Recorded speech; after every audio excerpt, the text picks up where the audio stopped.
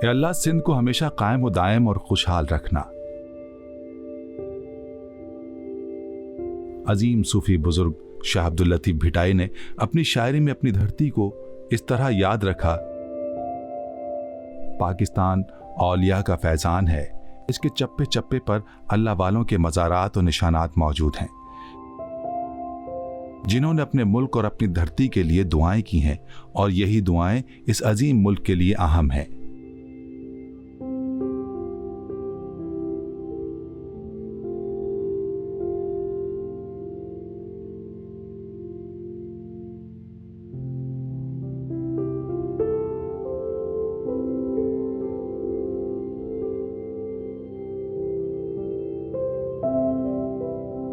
यूं तो सिंध का हर एक शहर तारीखी एतबार से अहमियत का हामिल है, लेकिन इन शहरों में छुपी खूबसूरतियां अवाम की नजरों से ओझल हैं। हुक्मरान सियासत को फरोग देने के दावे तो करते हैं, लेकिन सिंध के तारीखी और सियाहती मकामात के मुतालिक अक्सर को इल्म ही नहीं। कराची की गर्मी, शोर शराबे और काम बस काम की रूटीन से तंग आकर हमने फैसला किया कि अब की बार अपने सूबे के किसी और शहर का रुख करते हैं। मशवरे में नाम मीरपुर खास का आया। सरसब्ज खेतों और लहलहाते बागात की आगोश में वाक़े मीरपुर खास शहर हैदराबाद से मशरिक की जानिब 65 किलोमीटर के फासले पर वाक़ है, जो भारतीय सरहद के करीब वाक़े मीरपुर खास डिवीजन का हेडक्वार्टर है। कराची से रवाना हुए तो शदीद गर्मी थी, लेकिन नूरियाबाद के करीब बादलों ने आसमान पर डेरा डाल दिया और कुछ ही किलोमीटर आगे जाकर ये बादल बरसना शुरू हो गए।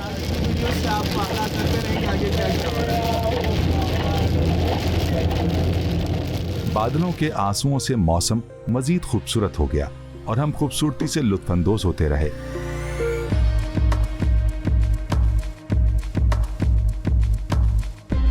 मीरपुर खास सिंध का चौथा बड़ा शहर है, जिसमें मुख्तलिफ कौमें और कबीले आबाद हैं। मीरपुर खास की जानिब सफर करना अब दुश्वार इसलिए भी नहीं कि सड़कों का बेहतरीन निजाम यहाँ बिछा दिया गया है। सड़कों के चारों तरफ आम के बागात नजर आते हैं।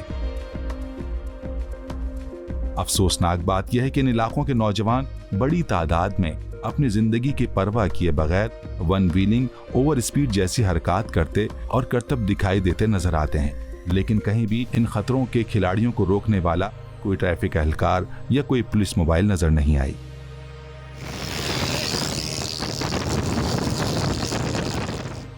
हमें मीरपुर खास में रेल भी चलती दिखाई दी। उतर कर देखा तो यहाँ भी ट्रैक का वही हाल था जो पूरे पाकिस्तान में है और जो हादसात का बाइस बनता है। मीरपुर खास में पहली बार ट्रेन अंग्रेजों के शुरुआती दौर में चलाई गई।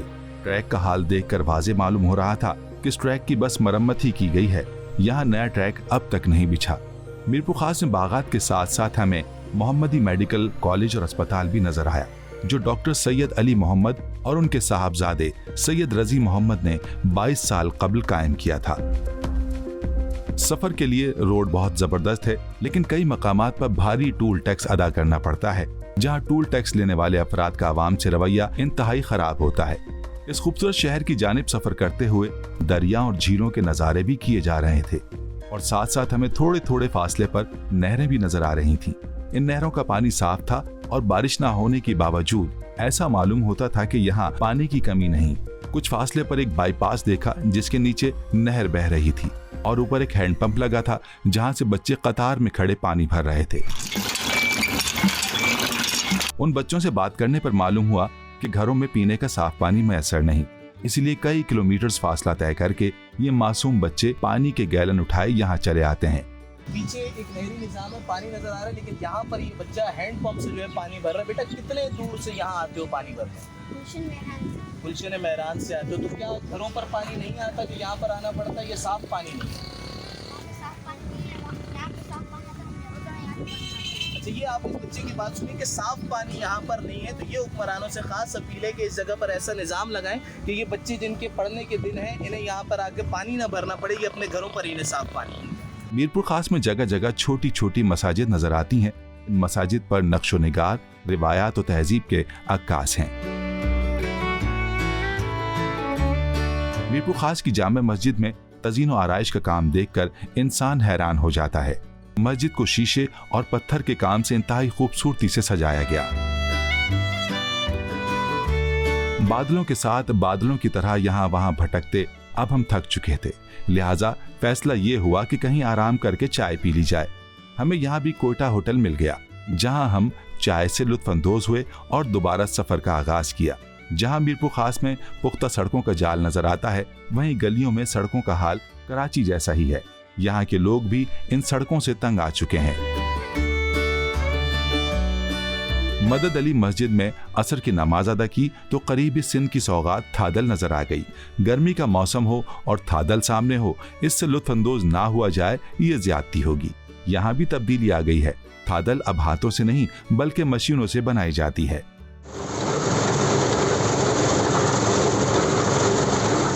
थादल बनाने वालों का कहना है कि चूंकि अब मांग ज्यादा है तो इतनी थादल हाथ से घोटना आसान नहीं, लिहाजा मशीनों का इस्तेमाल किया जाता है और इसका जायका भी अच्छा होता है।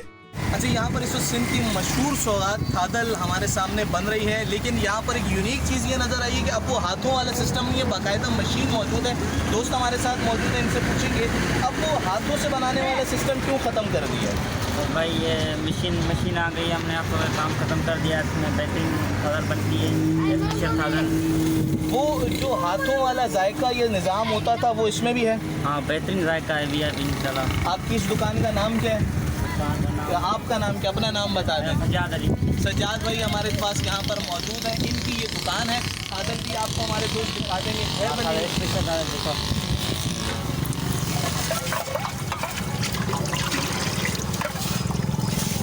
मीरपुर खास के इस सफर में हमने मीरपुर खास झील, तारीखी चटोरी कब्रिस्तान और गामा स्टेडियम देखा। इस तवील सफर के बाद अब थकावट और भूख से बुरा हाल था। साथ में मौजूद एक दोस्त जो इस सफर में हमारे गाइड भी थे, उनसे रहनुमाई ली कि अब पेट पूजा कहाँ से की जाए ताकि आराम का भी कुछ वक्त मिले। दोस्त का मशवरा था कि यहाँ के मशहूर शाह पंप रेस्टोरेंट जाया जाए। ये होटल यहाँ का एक पुराना होटल है। ये होटल आज से 44 साल कबल लाला अब्दुल सत्तार नामी एक शख्स ने कायम किया। लाला अब्दुल सत्तार का ताल्लुक खैबर पख्तूनख्वा में हजारा से था। लाला तो अब इस दुनिया में नहीं रहे। हमने उनकी तस्वीर देखी और उनके बारे में जाना।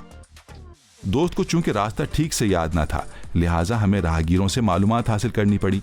अजीब बात यह थी कि जिससे पूछते वो रास्ता बताते हुए कहता मुर्गों वाला होटल उस तरफ है। वहां पहुंचकर मुर्गों का राज हम पर अफशा हुआ। उस होटल में देसी मुर्गी की कढ़ाई देसी घी में पका करती है।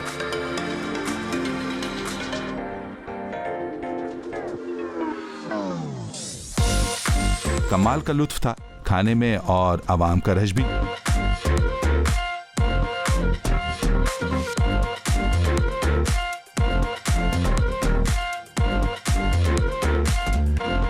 खाना खाने और आराम करने के बाद अब भी हमारा दिल मीरपुर खास के हुस्न से भरा नहीं था, लिहाजा हमने फैसला किया कि आगे सफर किया जाए। खाने के बाद हमने रुख किया शाही बाजार का। मीरपुर खास का ये बाजार कराची के बड़े बाजारों की तरह था। हर तरफ दुकानें और आवाम का रश। इन बाजारों में चलने की जगह मिल जाए तो बड़ी बात थी, लिहाजा गाड़ी गुजरना तो एक दुश्वार मरहला था। हमने अपनी गाड़ी एक तरफ खड़ी की और पैदल बाजार में निकल पड़े। कराची की तरह यहाँ भी बन कबाब और चाट के ठेले जगह जगह मौजूद थे, जो इस बात की अक्कासी कर रहे थे कि मीरपुर खास में भी चटोरे अफराद की तादाद खासी ज्यादा है। इस बाजार में आमों की तादाद बहुत ज्यादा थी और रेट भी मुनासिब थे। यहाँ घूम फिर कर और मकामी लोगों से बात करने के बाद इल्म हुआ कि यहाँ से कुछ फासले पर मीरपुर खास की मशहूर जमाना आम मंडी है, जहाँ हर किस्म का आम बहुत ही कम दाम मिल जाएगा। मंडी अभी मुकम्मल तौर पर नहीं सजी थी क्योंकि सुबह होने में कुछ घंटे बाकी थे, लेकिन तैयारियां उरूज पर थीं। भाव ताव हमें यहाँ भी करना पड़ा क्योंकि पूछने पर वही रेट मिला जो बाजार में था। जब ये बताया कि कराची से आए हैं और बाजार से होकर आए हैं तो दाम कुछ कम हुए। बाकी हमने पुराना फार्मूला इस्तेमाल किया, देना है तो दो वरना तुम्हारी मर्जी, और आगे से जवाब भी वही मिला, न तुम्हारे न हमारे, बस ये फाइनल हो जाएगा। खैर हम सब दोस्तों ने आम की पेटियां उठाई और गाड़ी में रख दी। आम का रेट कराची के मुकाबले में खासा कम था, लेकिन अहम बात यह है कि आम किसी केमिकल के इस्तेमाल से नहीं बनाए गए बल्कि मुकम्मल कुदरती तरीके से पकाए गए थे। आम खाकर बेसाख्ता मुंह से निकल पड़ा कि आज बहुत वक्त बाद आम के जायके का आम खाया है। सिर्फ आम ही नहीं बल्कि यहाँ फालसे, चीकू और दीगर फ्रूट भी इंतहाई मुनासिब कीमत में दस्तयाब थे। आम की मंडी के बाद मजीद घूमने का मन था, लेकिन मुलाजमत और कारोबार की जंजीरों ने हमें जकड़ रखा था। लिहाजा फैसला हुआ कि बाकी सैर अगले सफर में हो जाएगी, अब वापस चलना चाहिए। सिंध के शहर खूबसूरती से भरे हुए हैं। यहाँ की तारीखी जगहें और सियाहती मकामात हैं जो आवाम की नजरों से ओझल हैं। ऐसा लगता है कि हुकूमत सिंध के सयाहत को फरोग देने वाले इदारे बस कागजों में काम कर रहे हैं। इन मकामात के मुतालिक आवाम को बताया जाए और यहाँ तक जाने के लिए रास्तों की तामीर भी की जाए और सहूलियात भी दी जाए तो खतीर रकम सूबे को मिल सकती है और दुनिया भर के लोग सिंध का प्यार चेहरा भी देख सकेंगे।